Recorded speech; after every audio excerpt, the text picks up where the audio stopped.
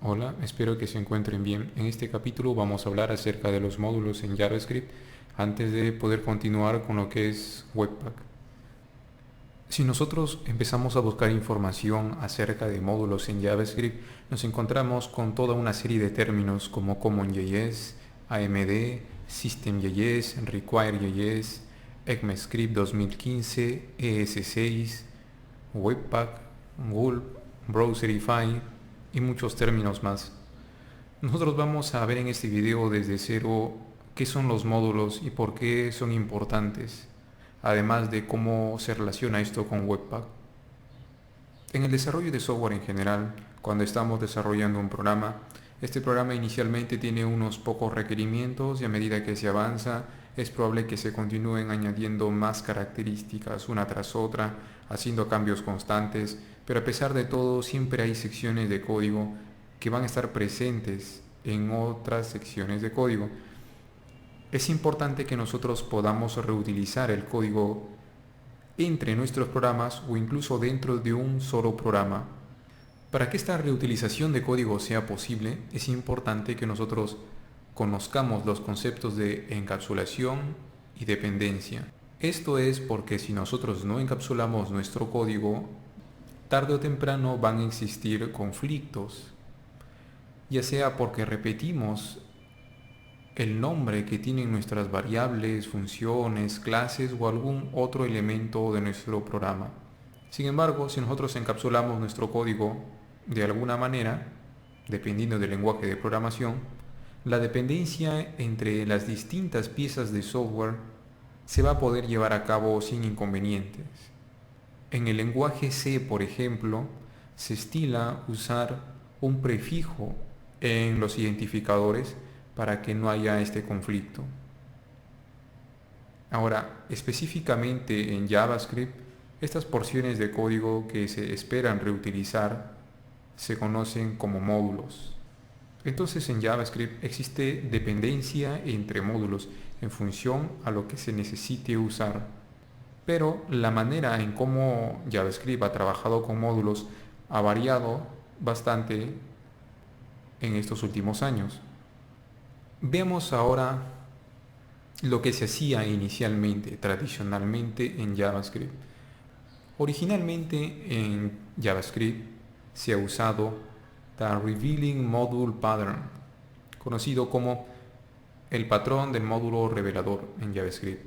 Hasta el día de hoy se sigue usando aún con bastante frecuencia en distintos paquetes, en distintas bibliotecas de JavaScript. Vamos a poner aquí a un costado un ejemplo y lo que nos dice es lo siguiente, ¿no? Tenemos nosotros una variable que hace referencia a una función que se invoca. En el interior de esta función nosotros tenemos una variable privada, una variable llamada var pública, tenemos una función imprimir nombre, tenemos una función asignar nombre, pero a pesar que tenemos dos variables y dos funciones, la diferencia entre las variables y funciones públicas de las que son privadas es lo siguiente, que al final tenemos un return. Ese return es el que expone aquellos componentes que van a ser públicos.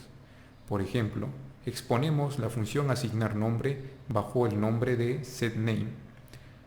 Exponemos nuestra variable llamada var pública con el nombre greeting, es decir, saludo. Entonces, cuando queremos usar nuestro módulo haciendo uso del patrón módulo revelador, nosotros tendremos mi módulo revelador.setName y le pasaremos un parámetro. Internamente este módulo hace uso de la función asignar nombre. Nosotros, como no estamos exponiendo la función imprimir nombre, no tenemos forma de llamarla. Las funciones privadas se declaran para que sean usadas internamente, pero que nunca el usuario pueda usarlas desde el exterior. Este patrón es posible gracias a que todo lo que se declara dentro de una función no puede escapar de su ámbito. Esto está relacionado con el tema de scopes en JavaScript. Funciona de manera diferente en otros lenguajes de programación. Aquí lo que estamos haciendo es usar de forma astuta el lenguaje JavaScript. Por tanto, una ventaja de esta técnica es que no tenemos que importar No tenemos que requerir, solicitar, hacer uso de bibliotecas o algún otro soporte porque es código simple que forma parte del mismo lenguaje. Otra ventaja es que múltiples módulos pueden definirse en un solo archivo. Como desventaja tenemos de que mediante código no podemos importar los módulos. Existe forma de hacerlo usando la función eval, pero es algo que no se recomienda. Las dependencias se deben gestionar manualmente, es decir, nosotros somos los responsables de ver dónde declaramos nuestros módulos, dónde los requerimos y cómo usarlos. Otra desventaja es que no podemos cargar los módulos de forma asíncrona. Y por último, cuando hay una dependencia en círculo, podemos tener inconvenientes. Porque nosotros tenemos que lidiar personalmente con esas situaciones. Con la intención de facilitar toda esta dependencia que existe entre módulos, surgen los Module Systems en JavaScript, lo que se conoce como sistemas de módulos, que nos dicen cómo debemos importar y exportar módulos para expresar las dependencias que existen entre ellas. Vamos a analizar primero qué es CommonJS. CommonJS es un proyecto que define una serie de especificaciones para el ecosistema de JavaScript.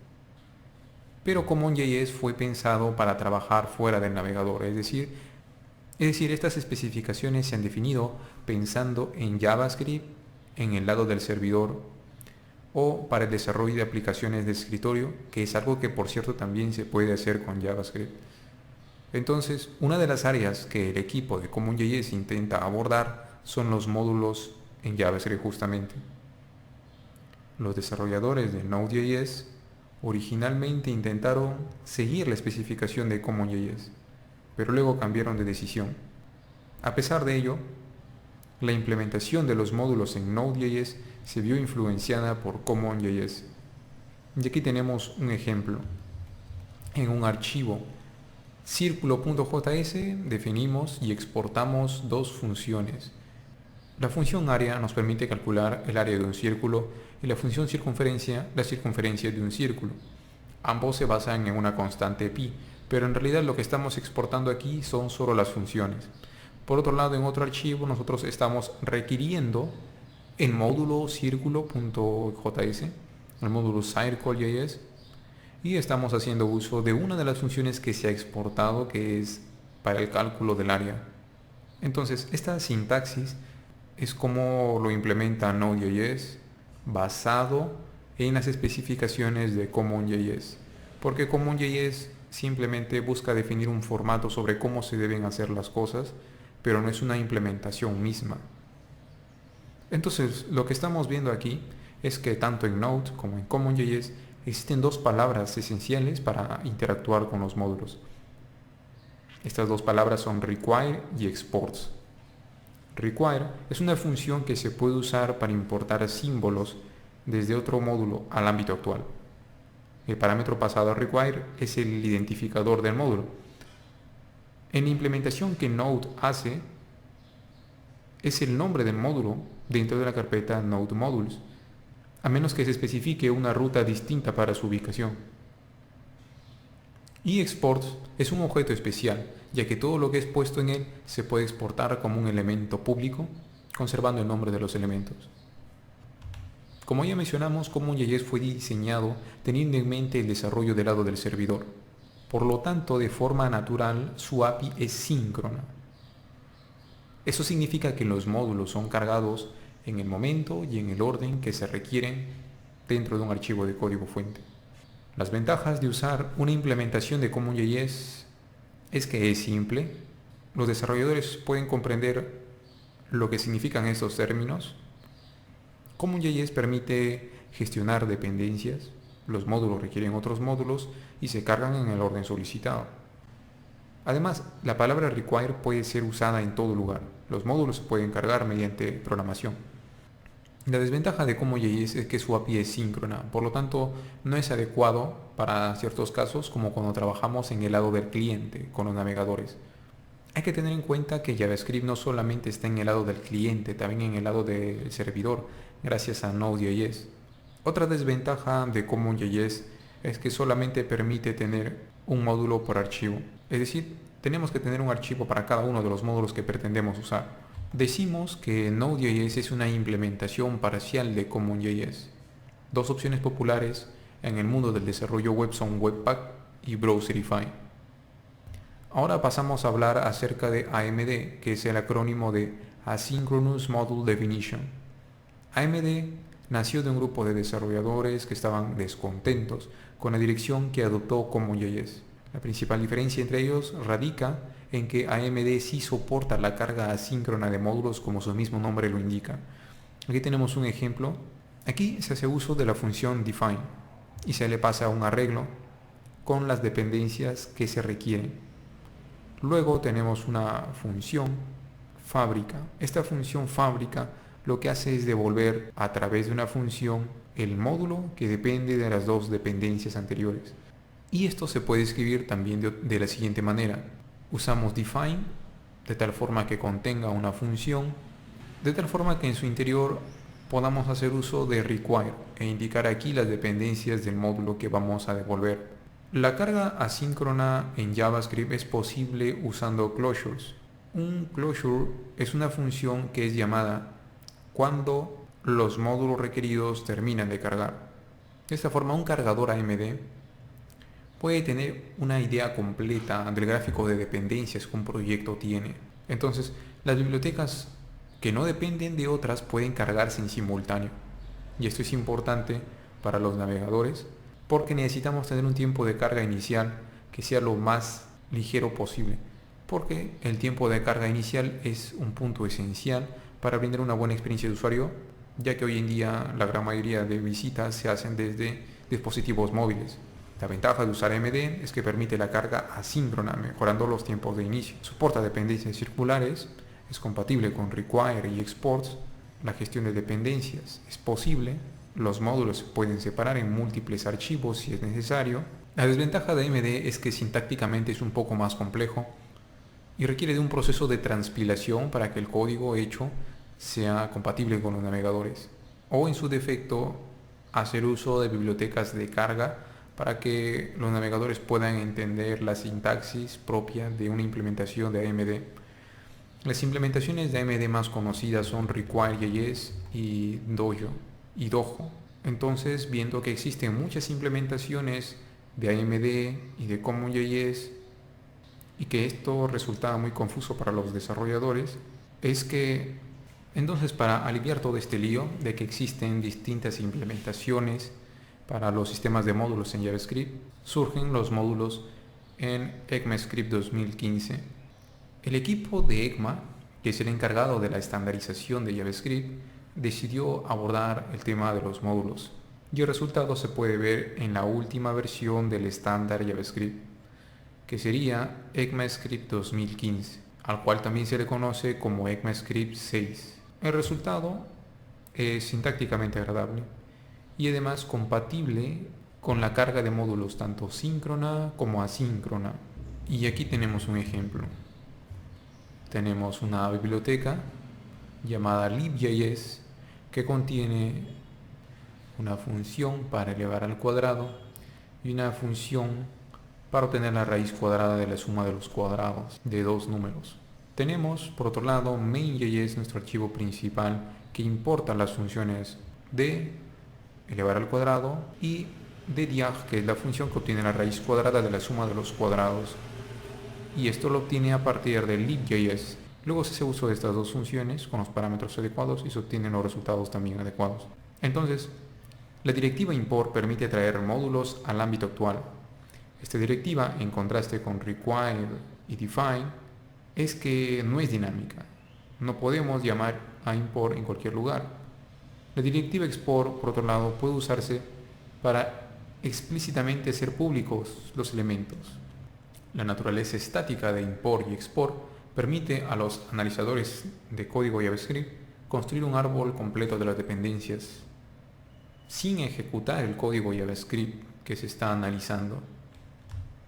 Entonces, como ventajas es que soporta tanto la carga asíncrona como asíncrona, es sintácticamente simple, además está integrado en el mismo lenguaje de JavaScript Esto significa que pronto debería estar siendo soportado en todos los navegadores sin la necesidad de bibliotecas.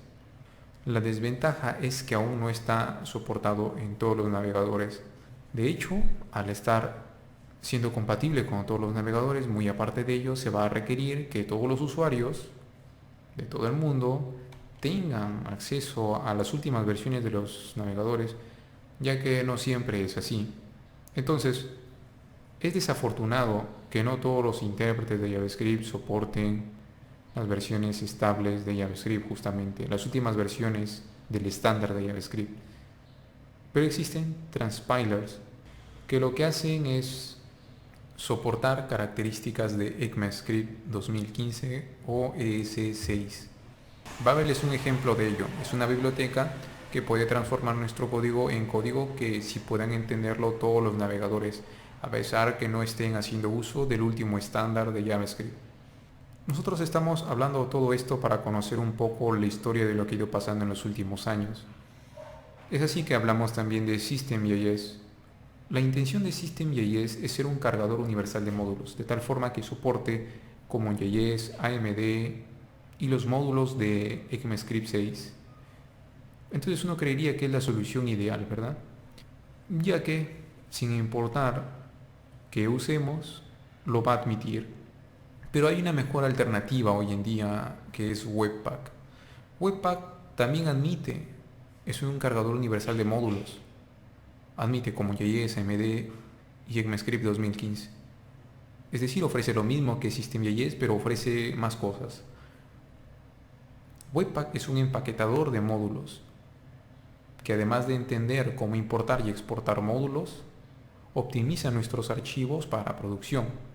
Es decir, se encarga de minificar, unir y hacer otros procesos a fin de que nuestros archivos estén listos para subir a producción, haciendo uso de loaders, que son distintos cargadores que uno mismo puede personalizar y elegir cuáles aplicar según nuestro proyecto. Podemos usar System.js, pero habría que usar adicionalmente Gulp o System.js Builder para que nuestro proyecto quede listo para producción. En conclusión, decimos lo siguiente. La versión tradicional de JavaScript que todos conocemos es la versión de ECMAScript 5 que surge en el año 2009.